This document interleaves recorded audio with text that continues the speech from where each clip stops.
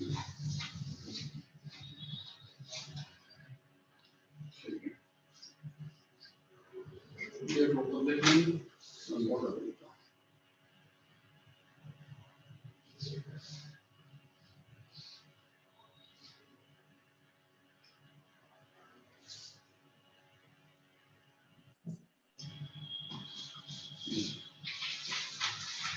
भी ले जाइए फिर आप असाइनमेंट। जी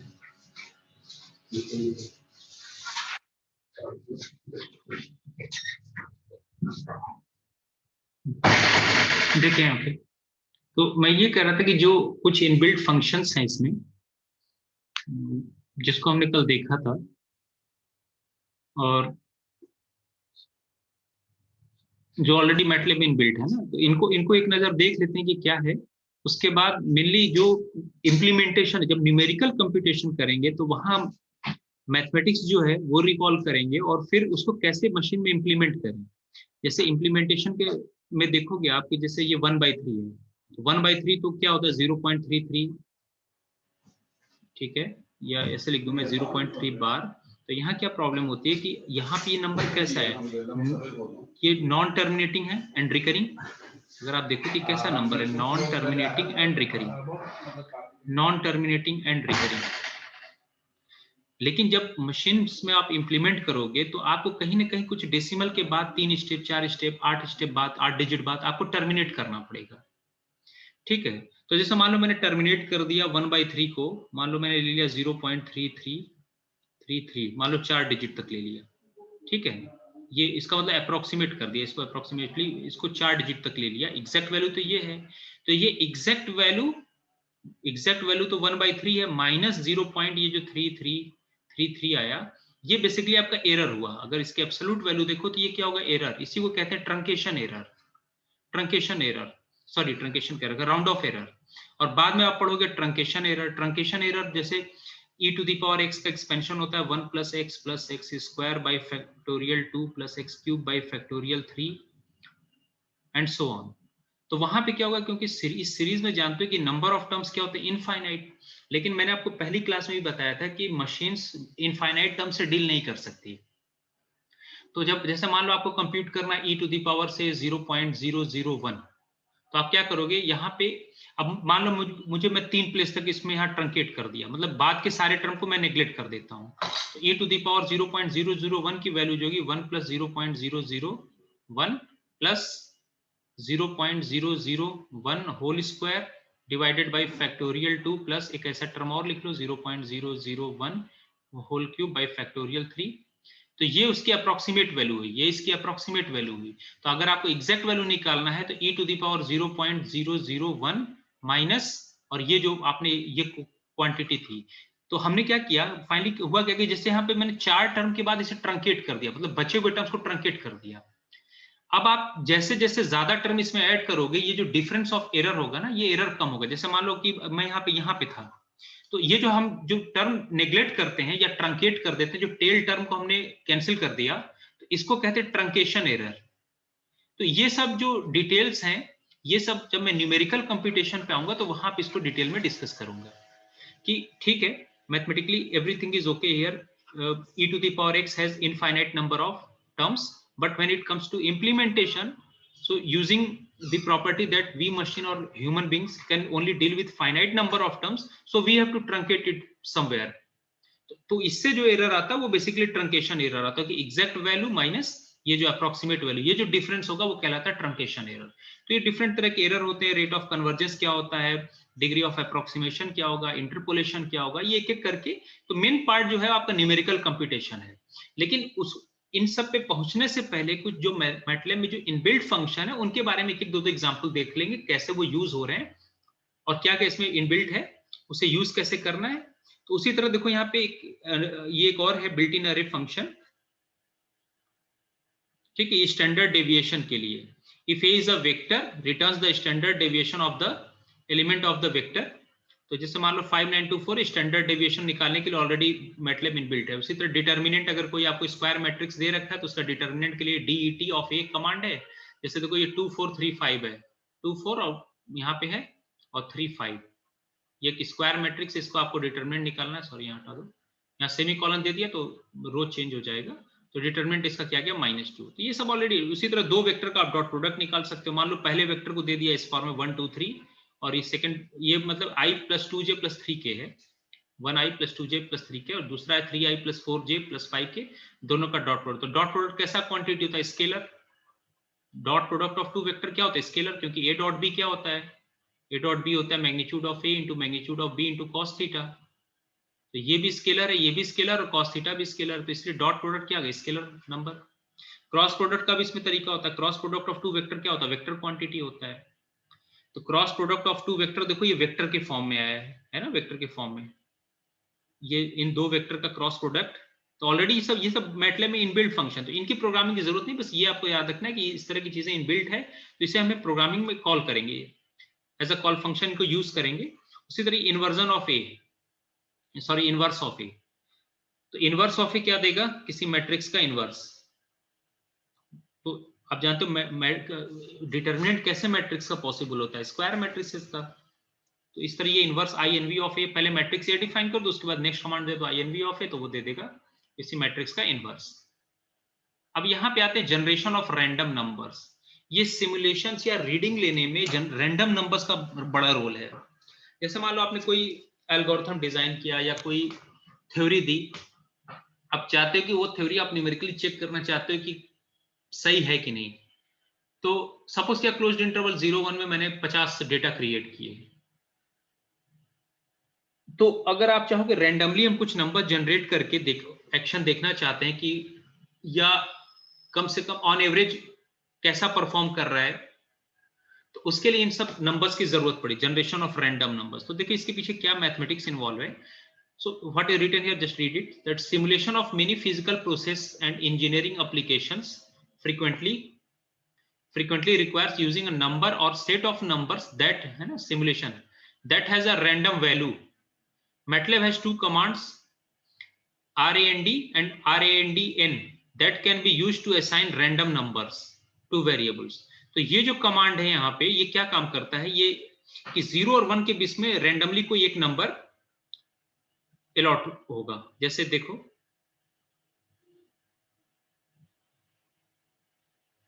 ये स्टैंडर्ड है, ये कमांड जब दोगे तो ये रैंडमली 0 से 1 के बीच में एक 0.2331 जैसे रैंडमली होगा। दोबारा फिर एंटर करके प्रेस करोगे तो फिर कोई 0 से 1 के बीच में रैंडमली एक नंबर जनरेट कर देगा। और ये जो कमांड दिया है RAND 1 to n generates an n elements of row vector of random numbers between 0 and 1। जैसे 1 to 4 मतलब एक रो और ये 4 नंबर जनरेट कर देगा रो में, ये 4 नंबर्स, और हर एक नंबर 0 से 1 के बीच में होंगे रैंडमली, और जितनी बार रन करोगे हर बार कुछ यहाँ अलग अलग नंबर्स आएंगे। ये जो है RANDN, ये n cross n matrix create करेगा जिसके सारे नंबर्स जो है वो 0 और 1 के बीच में रैंडमली होंगे जनरेटेड। ये है RANDMN, ये m cross n matrix generate करेगा जिसके सारे एंट्रीज क्या है 0 और 1 के बीच में। और ये permutation generates a row vector with n elements that are random permutations of integer 1 through n। ये 1 to n random number generate करने के लिए है। अब लेकिन ये अब तक क्या हुआ कि ये सारी थ्योरी जो है, ये जो रैंडम नंबर हम जनरेट कर रहे हैं basically they are under in the interval 0 1, open interval 0 1। now what if you now suppose you want to generate a random number, say 10 numbers 20 numbers or a matrix in which each entry is in this range AB, then how you will do? तो आप क्या होगा कि आपने पढ़ा होगा कि mathematically जैसे क्लोज्ड इंटरवल 0 1 से मुझे क्लोज्ड इंटरवल AB पे कोई मैप, कोई बताओ मैप जो यहाँ का कोई भी रियल नंबर x लो तो उसे यहाँ भेज दे, क्या मैपिंग लेंगे? f of x equal to x, f of x equal to x, of x equal to x तो 0 1 में ही रह जाएगा ना। कुछ और बताओ, ये तो आप पढ़ते हुए आते हो, अभी नंबर थ्योरी में पढ़ा होगा, स्टैंडर्ड लीनियर मैप होता है।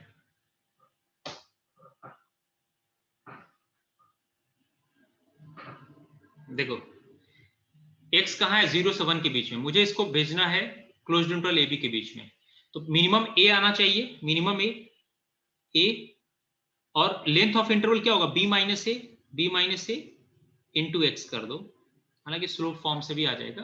तो अगर ये मैप ले लोगे f of x is equal to a plus b minus a x, तो आप देखो f ऑफ 0 कितना होगा, f ऑफ 0 a होगा और f ऑफ 1 कितना होगा b। है कि नहीं? यहाँ 0 रख दो x की जगह, x को 0 Yes, रखो, sir. क्या हो जाएगा? a आ गया पहले एंड पॉइंट पे, और लास्ट 1 जब रखोगे तो यहाँ पे b पे पहुंच जाओगे, और 0 1 के बीच में कोई भी नंबर लोगे तो आप एक क्लोज्ड इंटरवल ab के बीच में रहोगे। तो अगर किसी नंबर x को क्लोज्ड इंटरवल 0 1 में है, उसको आप आर्बिट्री इंटरवल ab में लेना, तो ये मैपिंग होती है। क्या मैपिंग है? x goes to a plus b minus a into x. इसी को यूज करके आपके पास रैंडम नंबर जनरेट करने का, ओपन इंटरवल में रैंडम नंबर जनरेट करने के लिए ऑलरेडी आपने RND फंक्शन बना रखा है। इस फंक्शन को अब चाहते हो कि वो रियल नंबर्स आप जो ओपन इंटरवल 0 1 में जनरेट हो रहे थे वो अब किसी ओपन इंटरवल AB में जनरेट हो। तो हम क्या काम करेंगे, देखो ये x को किससे रिप्लेस कर दिया? RAND कमांड से। तो b minus a into star x, देखो b minus a into star x की जगह क्या है, जो रैंडम कमांड है, प्लस a, यही फंक्शन यूज किया है। तो बेसिक मैथमेटिक्स सेम है, वो नहीं चेंज होने वाला। For example, a vector of 10 elements, you want to create a vector of 10 elements with random values between -5 to 10, इस इंटरवल में जनरेट करना चाहते हो, तो a को -5 रख दो, b को 10। तो जैसे ही दोगे ना 15 इंटू ये रैंडम फंक्शन कमांड 1 to 10 -5, तो क्या करेगा कि -5 से 10 के बीच में 10 रैंडम नंबर जनरेट कर। देखो ये सारे नंबर किसके बीच में जनरेटेड है? जो अब तक आप ओपन इंटरवल 0 1 में रैंडम नंबर जनरेट कर रहे, तो वो कहां आ गया? यहां पे -5 से 10 के बीच में। इसके पीछे जो मैथमेटिक्स इन्वॉल्व वो यही है। समझ में आया यहां तक? मैं इसको रन करा के भी दिखाता हूं, इसको रीड कर लो, फिर मैं भी रन करा के दिखाता हूं। So random numbers that are all integers can be generated by using one of the rounding functions. For example, a 2x15 matrix with random integers with values that range from 1 to 100 can be created by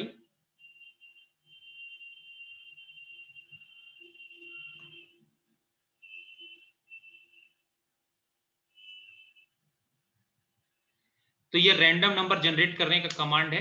चलो मैं इसको run करा के दिखा दूं ताकि आपको clear हो जाए। हाँ साकिब बताएं, क्या सवाल है आपका?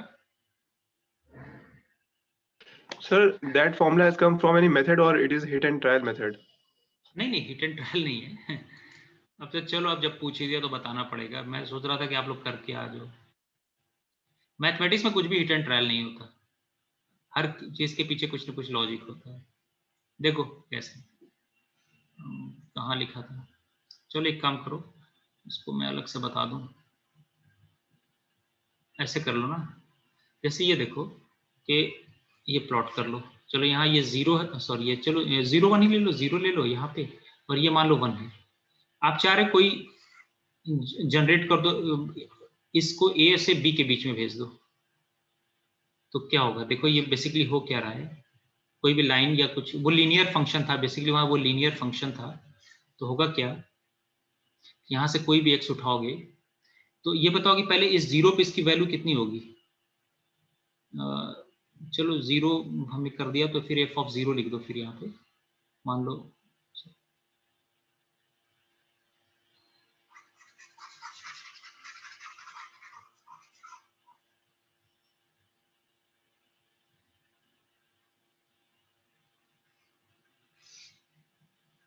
चलो 0 1 लिया था, और मुझे इसको कहीं भेजना है A से B में, A से B। तो मेरा ये क्लेम था कि अगर एक लीनियर फंक्शन इस तरह ले लोगे, तो इस लीनियर फंक्शन में ये 0 पे इसकी वैल्यू कितनी हो जाएगी? मान लो ये f ऑफ x है, तो ये कितना होगा? ये पॉइंट जो होगा, ये a जो होगा, बेसिकली a जो होगा 0 f ऑफ a हो, f ऑफ 0 होगा, ठीक है। और ये पॉइंट जो 1 पे होगा, ये कितना होगा? b जो होगा वो आपका 1 कॉमा f ऑफ 1 होगा। तो इस लाइन का स्लोप क्या होगा? इस लाइन का अगर मैं स्लोप की बात करूं तो स्लोप क्या होगा? y2 minus y1 upon x2 minus x1, पढ़ते हैं ना, y2 minus y1 upon x2 minus x1। तो एक सिंपल एक इंक्रीजिंग फंक्शन लेके आप 0 से 1 को a से b पे मैप कर सकते हो। तो y2 की जगह कितना हो गया? f of 1 minus f of 0 upon 1 minus 0, ये स्लोप आ गया। अब ये बताओ कोई ऐसे लाइन बताओ जो इस पॉइंट से पास करो जिसका स्लोप ये है, क्या होता है? मान लो 0 f0 से पास कर रही है, तो इन जनरल क्या होगा? y minus f of 0 is equal to m times x minus 0। इस पॉइंट से पास करो, लाइन का इक्वेशन बताओ, स्लोप की जगह पुट करो तो y minus f of 0 is equal to m की जगह कितना हो गया, f of 1 minus f of 0 upon 1 minus 0 into x minus 0। ठीक है, जो लाइन का आप इक्वेशन निकालते हो। तो ये तो मैंने 0 और 1 फिक्स कर दिया। अगर आप इसी को इन जनरल बनाओ तो क्या हो जाएगा, यहाँ पे मान लो यहाँ कोई पॉइंट है तो ये इक्वेशन निकल के आएगा, ये वाला क्वांटिटी इधर चला जाएगा। एफ ऑफ 0 बेसिकली क्या है, एफ ऑफ 0 आपका ए है, 0 पे वैल्यू कितना ए, तो इसको ए से रिप्लेस कर दो। और एफ ऑफ 1 कितना है, बी है, एफ ऑफ 1 पे वैल्यू इसको कितना आपने अज्यूम किया, बी है, तो ये इक्वेशन इसी में ट्रांसफॉर्म हो जाएगा। क्या हो जाएगा, y minus a is equal to b, ये b हो गया minus f of 0 a upon 1 minus 0 into x minus 0। तो इक्वेशन क्या हो गया, y is equal to a plus b minus a into x. समझ में आ गया? Yes sir. ठीक है, तो या तो आप इस तरह कर लो या उसको आप इस तरह सिंपली कह दो। अब देखो इससे ऐसे बार बार उसको या तो इस तरह स्लोप फॉर्मेट से आप निकाल लो, या उसको ऐसे कह दो कि यहाँ पे कोई एलिमेंट x लिया तो 0 वाला कहाँ पे मिनिमम a पे मैप होना चाहिए, तो a से तो स्टार्टिंग होगा, लेंथ ऑफ इंटरवल है b माइनस ए। अब क्योंकि ये x जब 0 होगा तो इसके पहले पॉइंट पे आ जाएगा, तो यहाँ पे x मल्टीप्लाई कर दो, और x अगर इसके बीच में होगा, भाई मैक्सिमम a में क्या जोड़ है इसका, b माइनस ए, तो ये मैक्सिमम ये इस एंड पे आओगे। अगर x हटा दो कुछ देर के लिए, a प्लस b माइनस ए क्या होगा, a कैंसिल हो जाएगा, b पे आ जाओगे। लेकिन x को अगर आप 0 से 1 के बीच में लोगे तो फिर ये a से b के बीच में रहोगे। तो ये मैपिंग क्या मिल गया कि x goes to a plus b minus a x, इसी को मैंने वहां यूज किया था। तो मैं ये कहना चाह रहा हूँ कि ऐसा नहीं कि प्रोग्रामिंग है तो इसमें सब कुछ डायरेक्ट ऑटोमेटिकली फीड कर दिया गया, इन सब के पीछे प्रॉपर मैथमेटिक्स वर्क करती है। तो वही equation of line passing through point 0f0, यही तो है, ये इसी को मैंने वहां यूज किया था।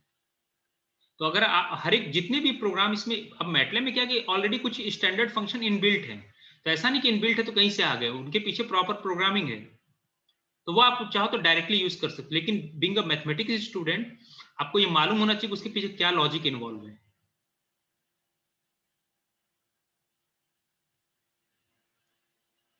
आपको सिर्फ वो कमांड नहीं याद करने हैं, क्या इन्वॉल्व है ये सीखना इंपॉर्टेंट है, क्योंकि रोल इसी का है।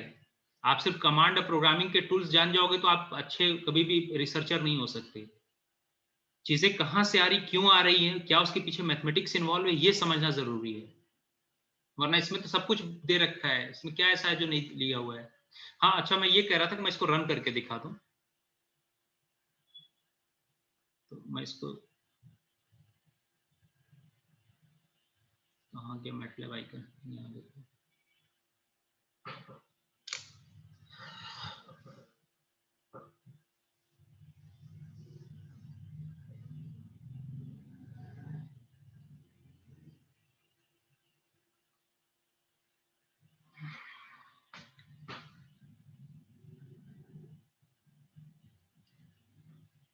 अभी ये बेसिक टूल्स आप देख लो जो इनबिल्ट फंक्शन है, तो फिर 3-4 लेक्चर के बाद मेनली प्लॉटिंग वगैरह और जब न्यूमेरिकल कंप्यूटेशन पे आएंगे तो वहां पे पूरी मैथमेटिक्स होगी, थोड़ी सी प्रोग्रामिंग यूज करेंगे और ओवरऑल सब मैथमेटिक्स होगी। देखो ये कमांड विंडो खुल गया, दिखाई दे रहा आप लोगों को?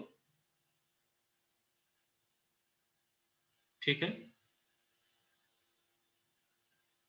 Is it visible command window? Yes, sir. ठीक है, अब देखो अगर आपको नहीं मालूम, आपको ये मालूम कि रैंडम कमांड कुछ इस तरह होता है, uniformly distributed random number in between open interval 0-1, तो आप ऊपर हेल्प में जाओ और वहां पे ये रैंडम वर्ड टाइप कर दो। तो देखो ये रैंडम आ गया, ये random n cross n matrix के लिए हो गया, ये परमुटेशन के लिए हो गया, 1 से n तक रैंडमली नंबर जनरेट करने के लिए हो गया। तो अब देखो इसमें नए वाले में कुछ और भी आ गया, अब ये देखना पड़ेगा कि क्या है ये। तो ये होता है कि मैटलैब के जो नए वर्जन आते हैं ना, हर साल ये लोग कुछ अपडेट करते रहते हैं, तो उसमें कुछ ना कुछ नए फंक्शंस आते रहते हैं। तो बेसिक आइडिया तो बुक में दे रखा है, लेकिन हर साल कुछ ऐड होता रहता है। अगर आप हर एक वर्जन में देखो तो कुछ ना कुछ ऐड करते रहते हैं, तो आप हेल्प में जाके देख सकते हो। अब चलो मैं यहाँ क्लिक करता हूँ, देखो तो अब उससे रिलेटेड जितने हैं ना इसमें ऑलरेडी सब आ गए। देखो ये क्या है, this function returns a single uniformly distributed random number in the open interval 0-1। अब जैसे मैंने सिर्फ इसको कॉपी कर लिया, आप सिर्फ इसको रन करा के देखो, इसको कॉपी कर लिया और यहाँ पे देखो पेस्ट कर दिया, करके ये इंटर कर दिया, देखो करते 1.8147 नंबर आ गया। ये एक रियल नंबर है जो कि ओपन इंटरवल 01 में। दोबारा इसको क्लिक करके मैंने फिर से इंटर कर दिया, देखो दूसरी बार कोई और नंबर जनरेट हो गया, रेंडमली कोई नंबर जनरेट हो रहा है, लेकिन सारे वैल्यूज आप ऑब्जर्व करो ओपन इंटरवल 01 में है। ठीक है,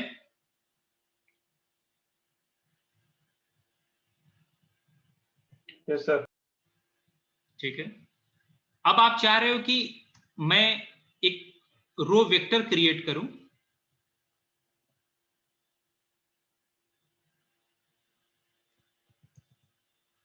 देखो यहां पे मान लो t इज इक्वल टू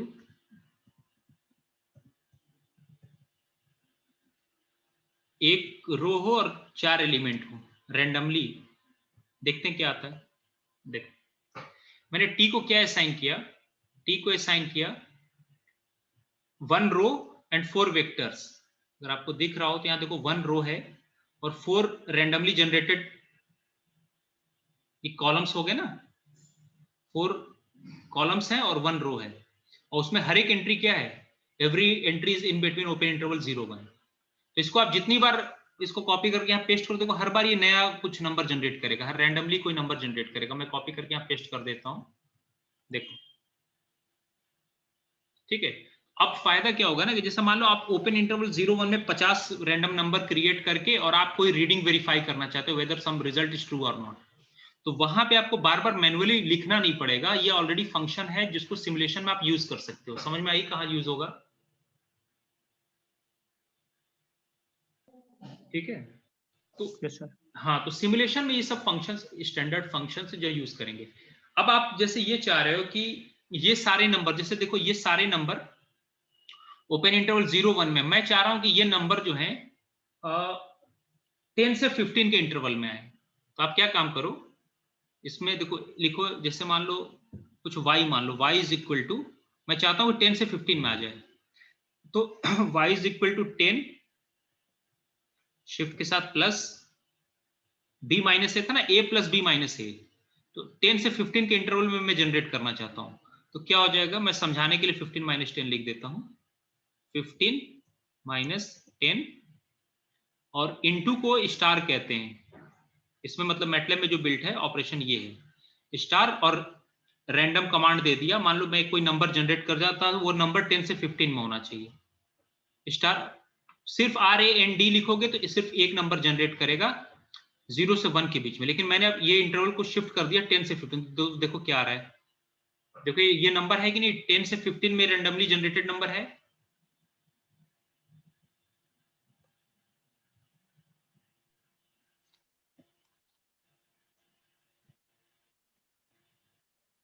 देखो दोबारा 10 से 15 में। अब मान लो मैं ये यहां पे चेंज कर देता हूं, जैसे z इज इक्वल टू मैंने लिख दिया, मैं एक रो वेक्टर क्रिएट करना चाहता हूं जिसमें 4 कॉलम हो, एक मैट्रिक्स 1x4 का, और हर एक एंट्री जो है उस मैट्रिक्स का वो किसमें होना चाहिए, 10 से 15 में। तो आप लिखो z is equal to 10 plus b minus a है, b माइनस ए की जगह हमने लिख दिया 15 माइनस 10, 15 और 10 के बीच में मैं क्रिएट करना चाहता हूँ 15 माइनस 10, लेकिन इस बार मैं वेक्टर जनरेट कर, 1 डायमेंशनल अरे कह लो, या आप 1x4 यहाँ पे वेक्टर कह दो, मैट्रिक्स इनटू स्टार हो गया RAND रैंडम, और यहाँ पे फिर ये ऊपर दिया था ना एक रो और 4 कॉलम 1 4। अब ये बताओ क्या जनरेट करेगा, this will generate one row with 1 row with 4 four vectors, column. and Yes, sir. every number is going to be in between 10 to 15। Okay. देख लो आ गया, ठीक है। तो बेसिक समझ में आया उसके पीछे क्या मैथमेटिक्स इन्वॉल्व है। बल्कि आप, मैं इसको कॉपी कर लेता हूं यहां से, और Yes, इसको sir. एडिटर विंडो पे देखते हैं। देखो एडिटर विंडो पे गए और यहाँ पे ऑलरेडी ये था इतना, तो मैं इसको कमेंट कर देता हूँ, इसको राइट क्लिक करके इस पे कमेंट कर दोगे तो ग्रीन कलर हो जाएगा, मतलब अब प्रोग्राम का पार्ट नहीं रहा। तो अब मैं यहाँ पे ये लिख, सॉरी डिलीट हो गया वो। अब जैसे यहाँ पे लिखोगे ना ये आप, तो अब इसे जब रन करोगे तो रिजल्ट वहां डिस्प्ले होगा कमांड विंडो में। तो कमांड विंडो पे क्लिक करो तो देखो रिजल्ट यहाँ आ गया। दोबारा फिर से रन करो, ऊपर मैंने CLC दे दिया तो प्रीवियस रीडिंग डिलीट हो जाएगी, प्रीवियस रीडिंग क्लियर हो जाएगी, हर बार नया वैल्यू लेगा। फिर से इसको रन कराओ। अब हमेशा रिजल्ट के लिए कमांड विंडो पे जा क्लिक करते हैं, देखो ये नया वैल्यू आ गया 14.67 पहला इसका एंट्री है। दोबारा क्लियर रन कराओ इसको। अब आप कमांड विंडो पे जाकर रिजल्ट देखो, देखो 11.9611। समझ में आया? Yes sir. है ना। इसी तरह आप कोई मैट्रिक्स क्रिएट कर सकते हो। जैसे मान लो मैं 4x4 का मैट्रिक्स क्रिएट करना चाहता हूं और मैं ये चाहता हूं कि उसके सारे एंट्रीज 10 से 15 के बीच में हो। तो मैट्रिक्स के लिए वो n×n के लिए RAND n है, वो n×n का मैट्रिक्स रैंडमली जनरेट होगा, उसके सारे एंट्रीज होंगे ओपन इंटरवल 0-1 में होंगे और n×n का। तो वो अगर यूज करके देखें, यहाँ पे थोड़ा सा चेंज करते हैं इसमें। तो मैं यहाँ पे या तो आप 4x4 यहाँ दे दो तब भी आ जाएगा मेरे समझ से, देखते हैं करके होता है कि नहीं है।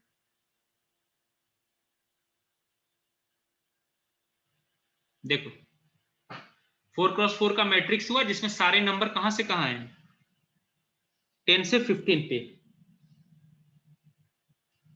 ठीक है, दोबारा देखते हैं 2x4 करके देखते हैं, तो 2 रो और 4 कॉलम हो जाएंगे और हर एक वैल्यू कहां होगी,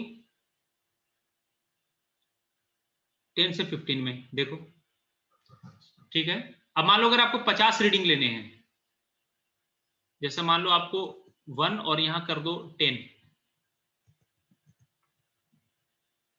रन कराएंगे तो ये कमांड विंडो पे देखो 10 रीडिंग हो गई। तो आपको जैसे सिमुलेशन में 50 रीडिंग की जरूरत है, 100 रीडिंग की जरूरत है, आप रैंडमली परफॉर्मेंस चेक करना चाहते हो कि आपका जो एल्गो है वो कैसा रिजल्ट दे रहा है, तो वहां पे ये सब ये रैंडम फंक्शन का जो रैंडम नंबर जनरेट हो रहे हैं इनका बड़ा अच्छा यूज है। इसीलिए पहले वहां लिखा था ना कि सिमुलेशन में बेसिकली इसको यूज करते हैं। ठीक है,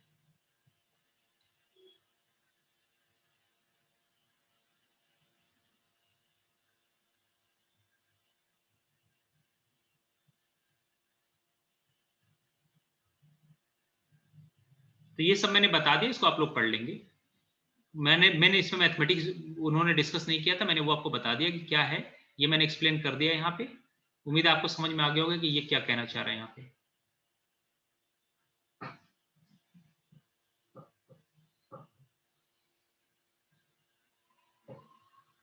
उसी तरह अगर 0-1 की जगह रैंडमली कोई नंबर 1 से n तक जनरेट करना हो किसी ऑर्डर में, जैसे रैंडमली मुझे 8 नंबर्स 1 to 8 तक परमुटेट करना है, तो आप ये दे सकते हो। ये हर बार एक नए, इसको रन कराओगे हर बार 1 to 8 नए नंबर्स आएंगे।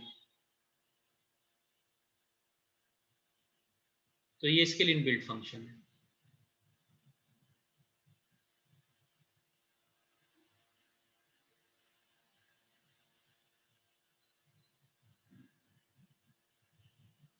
अब नेक्स्ट क्लास में देखते हैं नेक्स्ट क्लास में मुझे क्या पढ़ाना है। हाँ, term by term addition, subtraction, multiplication, division.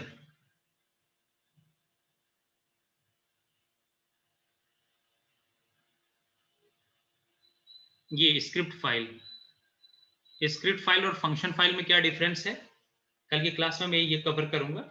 Script file, function file, क्या कमांड होते हैं इनके। कुछ बीच में लगता है छूट गया है, देखना पड़ेगा। ठीक है, फिर कुछ डिस्प्ले कमांड वगैरह के टूल्स हैं। fprintf और scanf कमांड का क्या यूज है, और इसके बाद हम लोग मैंने अब देखो स्क्रिप्ट फाइल और फंक्शन फाइल पे आपको अटेंशन देना है इस पे। ठीक है, फिर ये कल डिस्कस करेंगे, अब आज इतना रहने देते हैं। तो मैंने टूल्स बता दिया आपको क्या करना है। आपको मैटलैब इंस्टॉल कर लें, मैटलैब अगर नहीं इंस्टॉल हो रहा है तो ऑक्टेव या ये साइलैब इंस्टॉल कर लें। ऑक्टेव ये फ्री ओपन सॉफ्टवेयर है, तो करके, और बुक आपके पास है, इसको रन करके देखें। ठीक है, थोड़ा थोड़ा टाइम निकाल के, ज्यादा नहीं, कम से कम आधे घंटे 1 घंटे इसको प्रैक्टिस करके देखें, तभी आपको चीजें ज्यादा समझ में आएगी। और बताएं, किसी कोई क्वेश्चन है?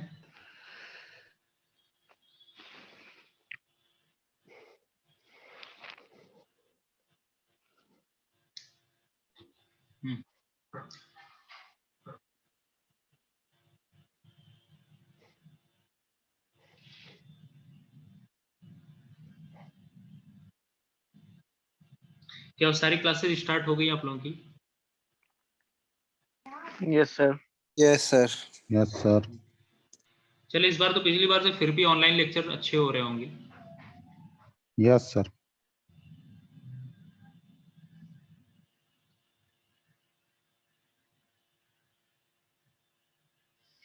ठीक है, फिर मैं क्लास एंड करता हूं और कल कंटिन्यू करेंगे इसको। ओके।